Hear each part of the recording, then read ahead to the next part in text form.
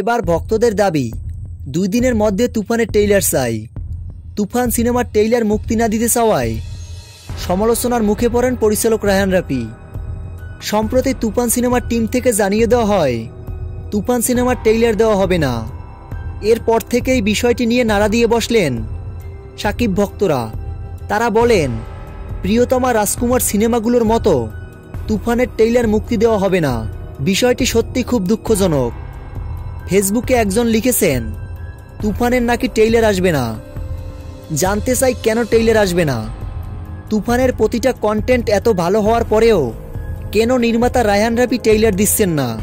তারা যদি তুফানের ট্রেইলার না দেয় তাহলে রাজকুমার সিনেমার মতোই ধরা খাবে এই সিনেমাটি। বরং ট্রেইলার দিলে হাইপ আরও বাড়বে। তুফান সিনেমা নিয়ে ভালো ফিডব্যাক দিবে দর্শকরা, আরও বড় ধরনের সাড়া ফেলবে বিশ্বব্যাপী।